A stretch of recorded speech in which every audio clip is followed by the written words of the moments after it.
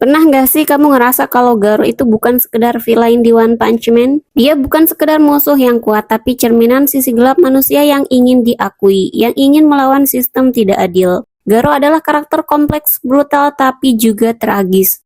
Di video ini kita bakal bahas 10 fakta paling menarik, mengejutkan, dan kadang kelam tentang Garo, sang hero hunter yang nyaris mencapai level dewa.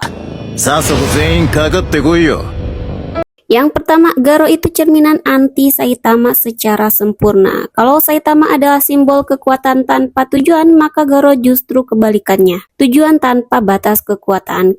Keduanya sama-sama manusia biasa yang berlatih keras. Bedanya, Saitama melatih tubuhnya untuk menjadi pahlawan, sedangkan Garo melatih jiwanya untuk melawan semua pahlawan. Saitama kehilangan emosi karena terlalu kuat, sedangkan Garo justru makin emosional, makin manusiawi, bahkan ketika dia berubah menjadi monster.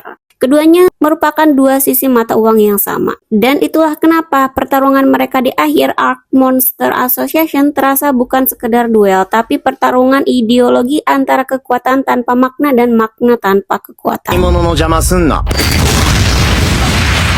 Yang kedua, inspirasi Garo datang dari dunia tokusatsu dan rival hero Jepang. Wan, sang kreator, pernah bilang kalau Garo terinspirasi dari karakter seperti Vegeta, Zuko, dan bahkan tokoh-tokoh tokusatsu seperti Kamen Rider. Dia bukan villain jahat murni, tapi antagonis yang punya filosofi sendiri. Garo ingin membuktikan kalau monster juga bisa menjadi pahlawan, karena sejak kecil dia muak melihat cerita hero yang selalu menang dan monster yang selalu dikalahkan. Itu alasannya kenapa dia disebut hero hunter. Bukan karena benci hero, tapi karena dia ingin membalikan narasi klasik pahlawan versus monster yang menurutnya nggak adil. Yang ketiga, Garo punya IQ bertarung yang gila-gilaan. Kalau kamu pikir Garo cuma mengandalkan otot, kamu salah besar. Garo adalah petarung jenius. Dia bisa membaca gaya bertarung lawan hanya dari 1 atau 2 gerakan. Dia juga bisa meniru teknik lawan dan memodifikasinya dalam hitungan detik. Contoh paling gila adalah waktu dia bertarung melawan Tank Top Master, Metal Bat, Genos, hingga beberapa pahlawan kelas S sekaligus. Dia bisa menyesuaikan strategi di tengah pertempuran, seolah-olah otaknya adalah komputer tempur. Bahkan Saitama sendiri bilang, kau berbeda dari monster lain. Kau bukan kuat karena tubuhmu, tapi karena tekadmu. Yang keempat, transformasi monster Garo bukan karena eksperimen. Beda dari monster lain yang diciptakan oleh Monster Association melalui eksperimen, Garo menjadi monster secara alami. Perubahannya terjadi karena mental dan fisiknya menyatu dalam obsesi yang ekstrim. Dia nggak disuntik, nggak dimodifikasi. Dia berubah karena keinginannya sendiri untuk menjadi simbol ketakutan. Secara metafora, Wan ingin menunjukkan bahwa manusia bisa menjadi monster tanpa perlu teknologi atau kekuatan luar. Yang dibutuhkan cuma satu hal, kebencian yang tak terbatas.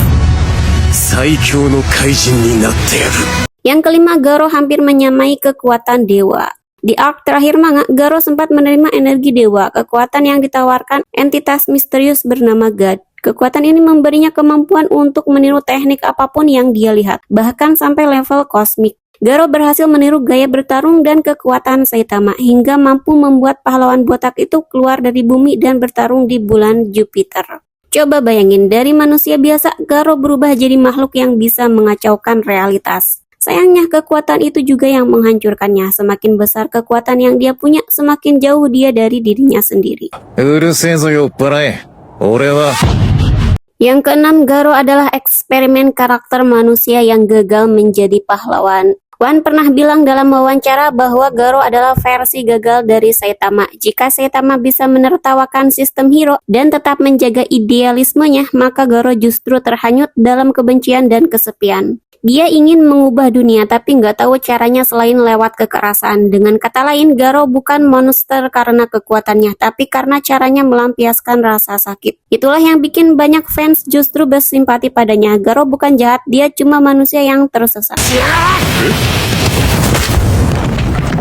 Yang ketujuh, gaya bertarungnya terinspirasi dari seni bela diri nyata. Garo menguasai Water Stream Work Smashing Fists, sebuah gaya bela diri fiktif yang sebenarnya terinspirasi dari Tai Chi dan Aikido. Gaya ini berfokus pada gerakan mengalir, memanfaatkan kekuatan lawan dan menyalurkan momentum balik ke arah mereka. Yang menarik, banyak koreografer aksi One Punch Man terutama di season 2 mengambil referensi langsung dari gerakan bela diri tradisional Cina dan Jepang untuk membuat adegan Garo terasa realistis tapi tetap stylish. Gerakannya halus tapi mematikan, kayak air yang tenang tapi menghanyutkan.